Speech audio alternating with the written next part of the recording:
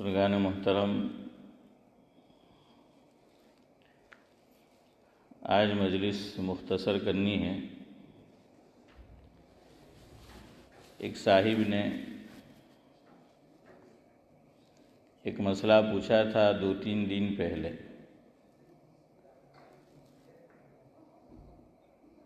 اور یہ ایسا مسئلہ ہے کہ جس میں غلط فہمی عام ہے، مس انڈرسٹینڈنگ یہ عام ہے، اور یہ میراث سے تعلق رکھتا ہے۔ یہ مسئلہ چونکہ مسئلے سے واقفیت نہیں ہوتی پورے طور پر، اس لیے بیگانے اور جو اسلام کی دولت سے محروم ہے وہی نہیں، بلکہ جن کو ان الذین آمنوا کا دعویٰ ہے وہ بھی دبی زبان میں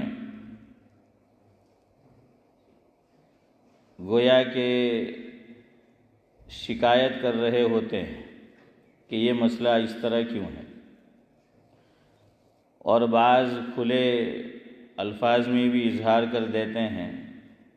وجہ اس کی یہ ہے کہ جس طرح وہ مسئلہ میرے اور آپ کے سامنے آنا چاہیے آیا ہوا نہیں ہوتا۔ وہ مسئلہ یہ ہے کہ دادا موجود ہے اور والد کا انتقال ہو گیا، اب مرنے والا اور انتقال کرنے والا اپنے پیچھے بیوہ چھوڑ گیا اور کچھ اولاد چھوڑ گیا۔ ہمارے یہاں جب یہ صورتحال پیش آتی ہے تو یوں کہا جاتا ہے کہ بچے کیا ہو گئے؟ لاوارث ہو گئے۔ یتیم تو ہو ہی گئے، لیکن یوں کہا جاتا ہے کہ لاوارث ہو گئے۔ اب اسلام کا میراث کا جو قانون ہے وہ یہ ہے کہ چونکہ دادا حیات ہے اور مرنے والے کے دیگر برادران بھی ہے، بھائی بھی ہے، اب دادا کی میراث میں سے آپ یتیم بھی کہہ سکتے ہیں اگر وہ نابالغ ہے، اور لاوارث تو ہے ہی کہ وہ لاوارث ہو جاتے ہیں، دادا کی ملکیت میں سے انہیں کچھ نہیں ملتا۔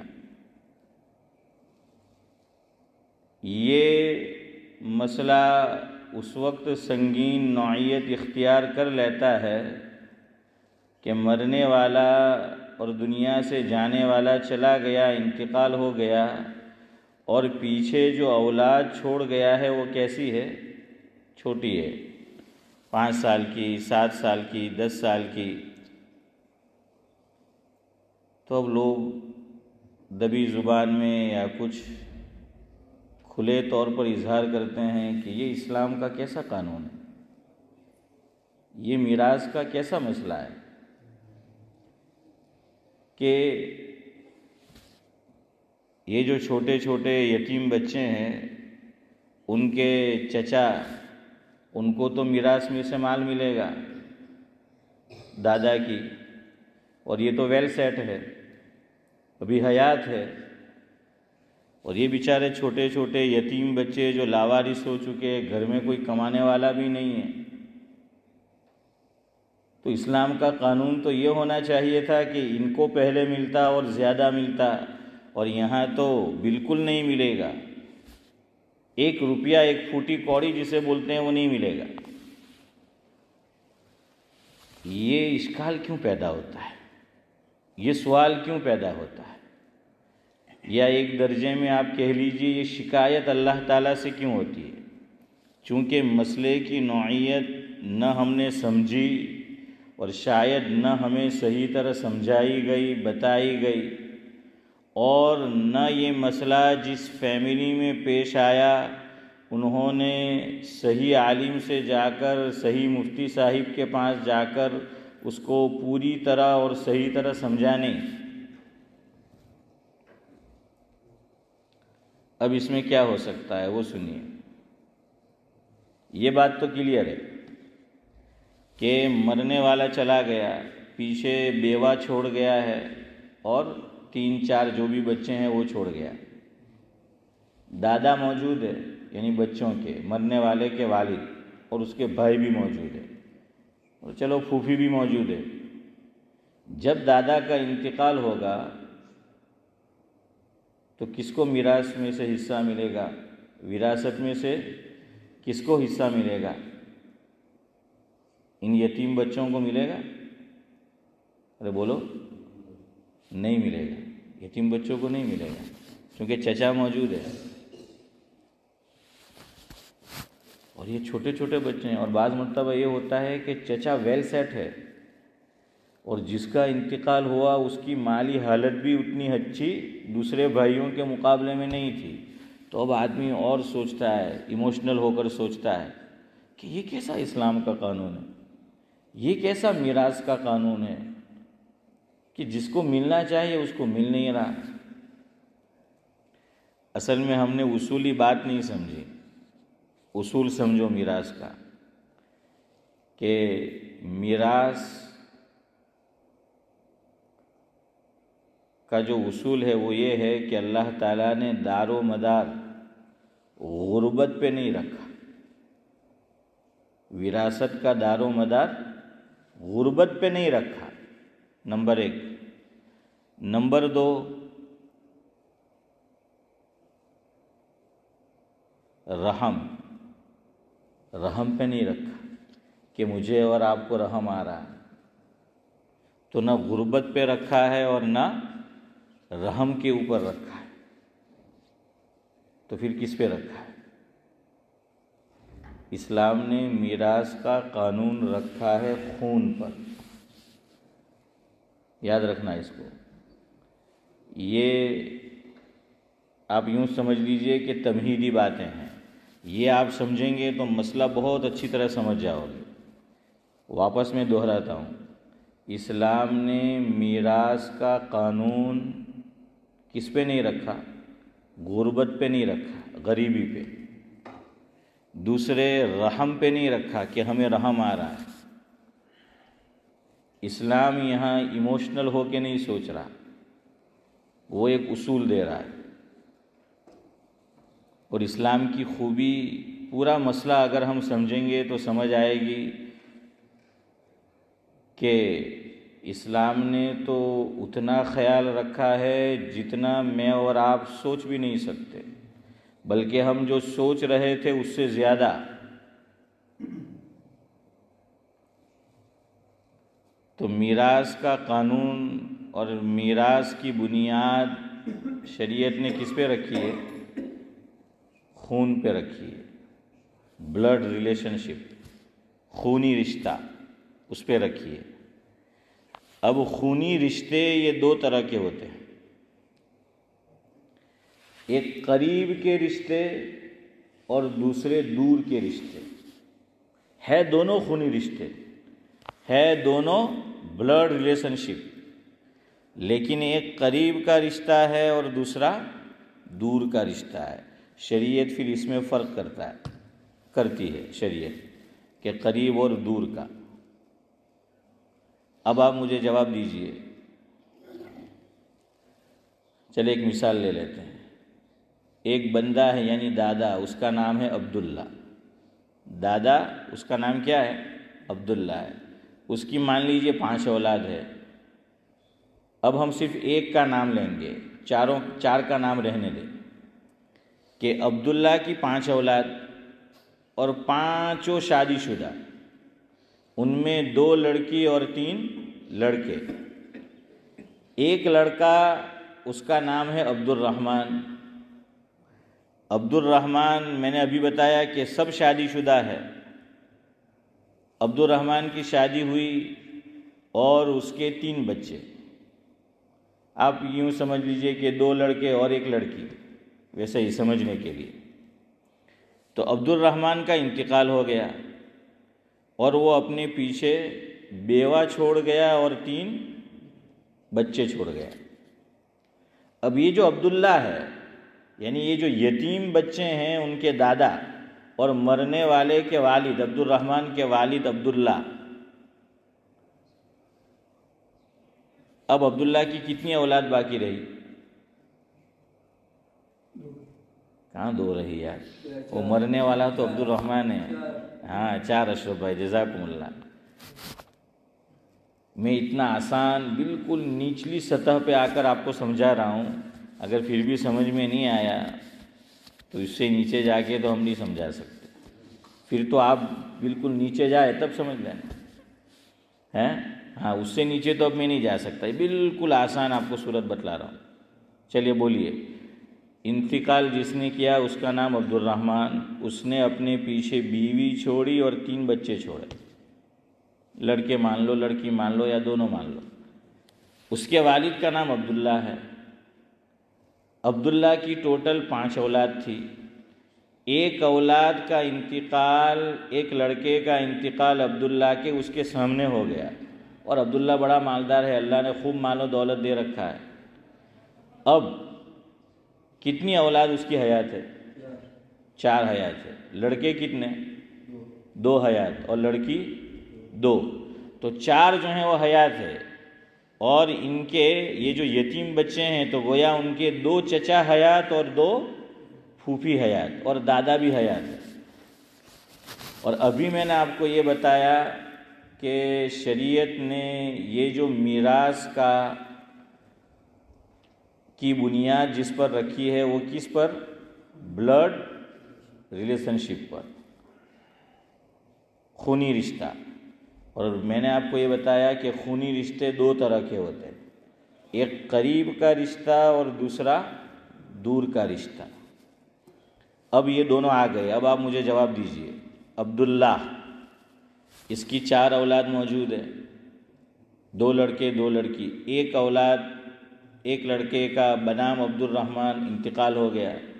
اس کی بیوہ ہے اور 3 اولاد ہے. گویا دادا کے بہو ہے اور پوتے پوتیاں. اب میں نے کہا کہ خونی رشتہ اور خون کا رشتہ 2 طرح کا ہوتا ہے. ایک قریب کا ہوتا ہے اور دوسرا دور کا ہوتا ہے. عبداللہ کا رشتہ سب سے قریب کا ہے یا سب سے بعید کا ہے یا کچھ لوگوں سے قریب کا ہے اور کچھ سے بعید کا ہے؟ بتائیے. ہاں کچھ سے قریب کا ہے اور کچھ سے دور کا ہے. جن سے قریب کا ہے وہ 4، 2 لڑکے اور 2 لڑکی. یہ اس کا اپنا خون ہے، عبداللہ کا اپنا خون ہے یہ. چونکہ یہ ڈائریکٹ درمیان میں کوئی واسطہ نہیں ہے، درمیان میں کوئی واسطہ نہیں بنا، یہ ڈائریکٹ. اس لیے اس کو شریعت یوں تعبیر کرتی ہے کہ عبداللہ کا ان 4 سے کیسا رشتہ ہے؟ قریبی رشتہ ہے. اب آپ بولیے دور کا رشتہ کس سے ہے؟ بیوہ سے تو شاید نہیں ہوگا خونی رشتہ، چونکہ وہ تو کہیں اور سے آئی ہے.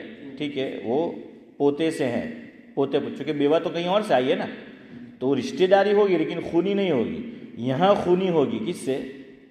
پوتے پوتیاں سے. لیکن ایک واسطے سے ہوگی. کس کے واسطے سے؟ بیٹے کے واسطے سے.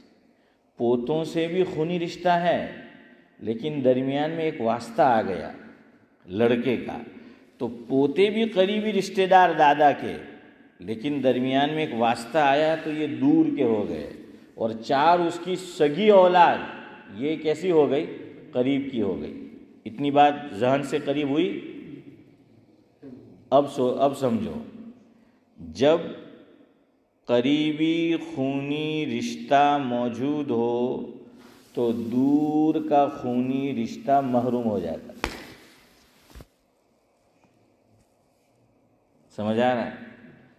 قریب کا خونی رشتہ موجود ہو تو دور کا خونی رشتہ محروم ہو جاتا ہے. ایک اور مثال لے لیجئے.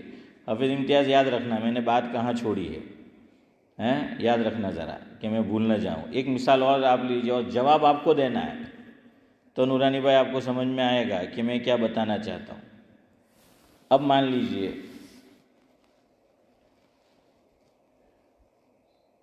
ایک آدمی ہے، اس کا نام آپ سمجھ لیجئے عبدالصمد۔ عبدالصمد، اس کی 4 اولاد ہے، 2 لڑکے 2 لڑکی، اور 2 بھائی اور 1 بہن۔ عبدالصمد کی کتنی اولاد؟ 4، اور 2 بھائی اور 1 بہن۔ بھائی اور بہن سے اس کا خونی رشتہ ہے، لیکن جو اس کی اپنی سگی اولاد ہے 4، تو قریبی اس میں خونی رشتہ عبدالصمد کا کس سے؟ بچوں سے۔ بچوں سے نا، یہ بچوں سے کیوں؟ یہ تو ڈائریکٹ اس کا بلڈ ہے، ڈائریکٹ اس کا بلد ہے عبدالصمد کا، یہ ڈائریکٹ خونی رشتہ ہے، اور وہ باپ کے واسطے سے، بھائی بہن سے واسطہ بنا کون؟ والد۔ اسی لیے مسئلہ ہے کہ ایک آدمی انتقال کر گیا جیسے عبدالصمد، اب اس کی 4 اولاد ہے، سگے بھائی موجود ہے، 2 سگی بہن موجود ہے، جو میراث ہوگی، وراثت ہوگی، یہ صرف اس کی اولاد کو ملے گی یا اس کے بھائی بہن کو بھی ملے گی؟ او میرے اللہ، مجھے پتا تھا کہ میری گاڑی یہ خیر میں جا کے پھنسے گی اور یہ بڑے میاں ہی پھنسائیں گے، ہیں صدیق بھائی، اسماعیل بھائی؟ مجھے لگتا تھا کہ بڑے میاں ہی مجھے پھنسائیں گے۔ آپ نہیں سمجھے قریبی اور دور کے خونی رشتہ، نہیں سمجھے آپ لوگ۔ اگر آپ لوگ سمجھ جاتے تو میرا یہ جواب سمجھ، ارے کہاں ملتا ہے یار؟ 3-4 بھائی بہن ہیں، بھائی کا انتقال ہو جاتا ہے، اس کی اولاد ہوتی ہے، تو کون سا خاندان دیتا ہے چچا کو؟ ارے کوئی دیتا ہے؟ کوئی ہے کہ نہیں کہ میں جن کی مثال لے کے سمجھاؤں یار؟ ادھر فاروق بھائی، آپ کے کوئی چچا تھے کہ نہیں؟ ادھر نہیں تھے، یہاں اس علاقے میں سگے چچا تھے کوئی؟ کون؟ کیا نام؟ وہ سگے چچا تھے۔ چلے فاروق بھائی کی مثال لے لیجیے، جو لوگ پرانے ہیں، کہ ان کے والد کا انتقال ہوا، اس لیے مثال دینے میں کوئی حرج نہیں ہے کہ میں نام نہیں لوں گا، خالی آپ ان کو دیکھیں اور سمجھیے مسئلہ۔ آپ کتنے بھائی بہن؟ 5۔ فاروق بھائی جو ہے، یہ لوگ 5 بھائی بہن، 3 بھائی اور 2 بہن، ان کے والد کا انتقال ہوا۔ اب ان کے فاروق بھائی کے چچا بھی تھے، یا موٹا باجی، بڑے ابا، جو بھی کہہ لیں، ان کے والد کا انتقال ہوا، جو میراث اور وراثت چھوڑی، آپ ان کو پوچھ لیجئے، انہوں نے ان کے چچا کو نہیں دیا ہوگا، اور چچا نہیں ہے تو چچا کے لڑکوں کو نہیں دیا ہوگا۔ کیوں نہیں دیا؟ کیوں نہیں دیا؟ اپنی اولاد کو ملتا ہے۔ یہ فاروق بھائی اور ان کی بھائی بہنیں اپنے باپ کی سگی اولاد ہے، اور خونی رشتے میں کوئی واسطہ نہیں ہے، یہ قریبی رشتہ ہے، خونی قریبی۔ اور ان کے جو چچا ہے اور ان کے چچا زاد جو بھائی ہے، وہ کیا ہو گئے؟ خونی رشتہ ہے باپ کے واسطے سے، لیکن درمیان میں کون آ گیا؟ واسطہ آیا نا ایک۔ اس لیے جہاں قریبی رشتہ موجود ہو خونی، اور وہ بھی خاص طور سے نرینہ اولاد، یہاں ایک بات اور درمیان میں آ جائے گی، وہ میں آج آپ کو نہیں سمجھاؤں گا، وہ انشاءاللہ آپ کو پھر کبھی سمجھائیں گے۔ بعض مرتبہ ایک ہی لڑکی ہوتی ہے، آدمی کی ایک ہی لڑکی ہے، اور اس کے بھائی بہن ہیں۔ اب یہاں چونکہ مرد نہیں ہے، عورت ہے، اس لیے اگر کسی کی صرف ایک لڑکی ہے یا صرف 2 لڑکیاں ہیں، لڑکے نہیں ہیں، تو اب پورا اس کے انتقال کے بعد اس کی بیٹیوں کو نہیں مل جاتا۔ کس کو ملتا ہے؟ اس کے بھائی کو، یعنی یہ جو اس کی بیٹیاں ہیں ان کے چچا اور پھوپھی کو ملتا ہے۔ کیوں؟ شریعت میں کما کر مرد لائے گا، عورت نہیں لائے گی۔ یہ پھر ایک اور اینگل ہے، شریعت میں مرد کمائے گا، عورت نہیں کمائے گی۔ اب ضرورت پوری نہیں ہوتی آج کے دور میں، یا خواہشیں پوری نہیں ہوتی، لوگ جاب کرتے کا وہ ایک الگ مسئلہ ہے، وہ آپ جانتے ہیں، لیکن شریعت میں یہ بالکل بات صاف ہے کہ عورت پیدا ہوئی، لڑکی پیدا ہوئی کسی کے یہاں، تو سعد اللہ صاحب کس کی ذمہ داری ہے؟ نفقے کی، خرچے کی؟ والد کی۔ لڑکا بالغ ہو جائے اشرف بھائی، اب میرا ابراہیم بالغ ہو گیا ہے، شرعاً میری ذمہ داری نہیں ہے، اب میں اس کو کہہ سکتا ہوں کہ بھائی جا، اب تو 15 سال کا ہو گیا اسلامی اعتبار سے، اب تو خود کما اور تو خود کھا۔ میں اگر اس کا خیال نہیں کرتا، اللہ کے یہاں میں گنہگار نہیں ہوں گا۔ ہاں اگر وہ معذور ہے، ڈیزیبل ہے، وہ الگ بات ہے۔ میری لڑکی ایک 17 سال کی ہونے کو آئی ہے، چاہے وہ 17 سال کی ہو گئی، میں اس کو نہیں نکال سکتا۔ جب تک میں اپنی بیٹی کی شادی نہ کرا دوں، شرعاً اس کا خرچہ کس کے ذمہ ہے؟ میرے ذمہ، باپ کے ذمہ۔ جہاں میں نے بیٹی کی شادی کرا دی، اب بیٹی کا خرچہ کس کے ذمہ؟ شوہر کے ذمہ۔ اللہ نہ کرے شوہر کا انتقال ہو گیا اور اب اس کی اولاد ہے، تو یہ ماں بن گئی، خرچہ کس کے ذمہ؟ اولاد کے ذمہ۔ خیر چلے وہ صورت چھوڑیے، یہاں اتنا یاد رکھیے، پھر ہم بات کو سمیٹتے ہیں۔ مجھے اب 5 منٹ میں بات ختم کرنی ہے، جتنا آپ کو سمجھا سکو، پھر بات کو سمیٹتے ہیں۔ آپ بولتے جائیے، شریعت نے میراث اس کی بنیاد کس پہ رکھی؟ رحم پہ نہیں، غربت پہ نہیں، بلڈ ریلیشن شپ پہ یس۔ بلڈ ریلیشن شپ کی کتنی قسمیں ہیں؟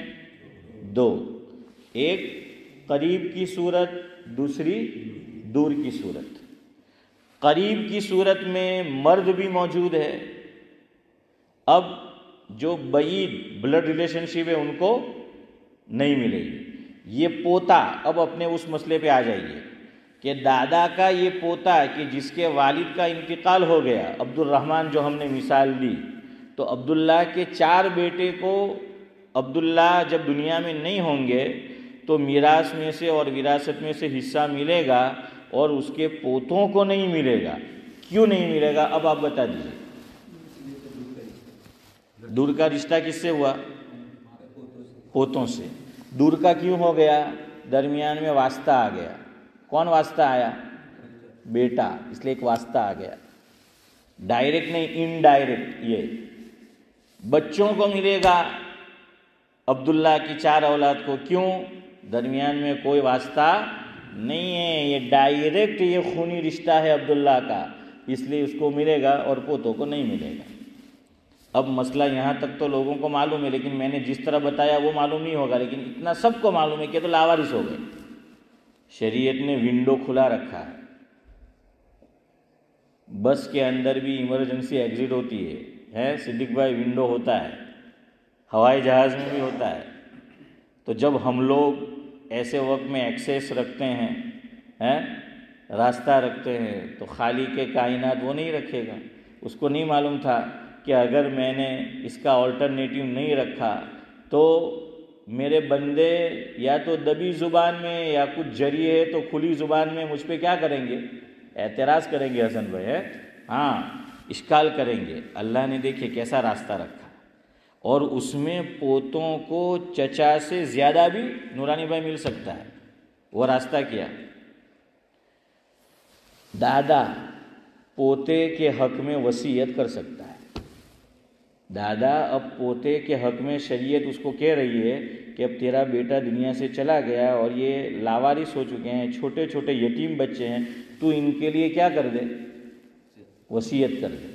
اب آپ مجھے بتائیے، 100 پاؤنڈ ہے تو وصیت کتنے میں ہو سکتی ہے؟ نہیں 25 نہیں، 1/3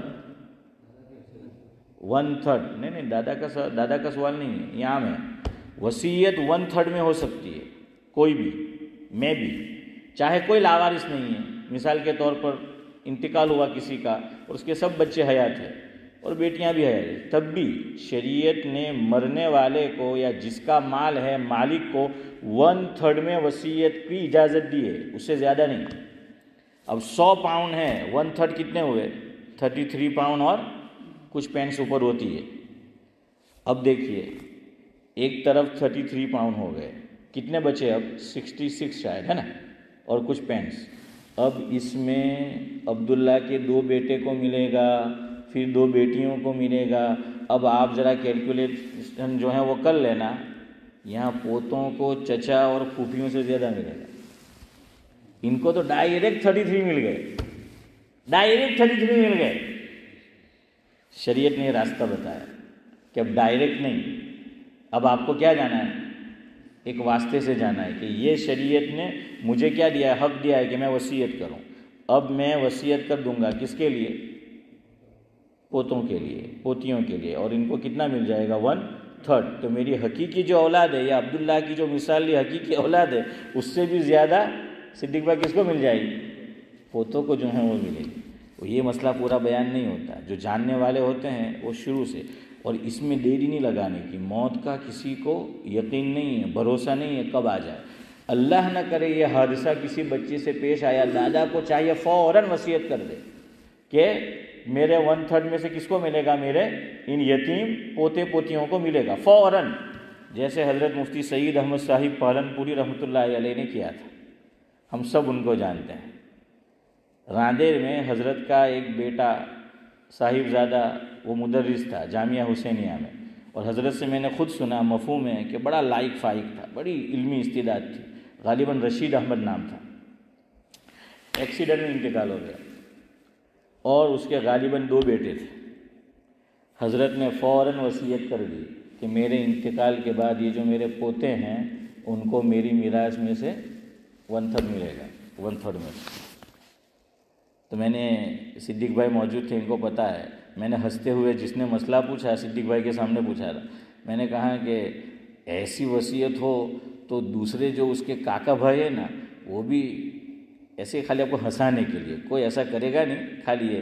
میں نے کہا کاکا بھائی بھی سوچتے کہ اپنا باجی میں بھی وکٹ پڑ جائے تو ہارو پڑتے، ہم تو اوچھو ملے، ہمیں ودارے ملے، خالی سمجھانے کے لیے، سیریس مت لینا کہ بھائی وہ وکٹ پڑ جاتی تو ہمیں کیا ملتا؟ زیادہ ملتا۔ دیکھیے یہ زیادہ مل رہا ہے، لیکن یہ معلوم نہیں۔ میں ایسے لوگوں کو جانتا ہوں، دادا مسئلہ نہیں جانتا، بڑی قسم و پرسی میں زندگی گزاری پوتے پوتیوں، یہ سچ ایسا ہوتا ہے۔ اچھا پورا گاؤں کا گاؤں کہے گا لاوارث لاوارث لاوارث، اللہ کا بندہ ایک بھی جا کے دادا کو صحیح مسئلہ نہیں بتاتا۔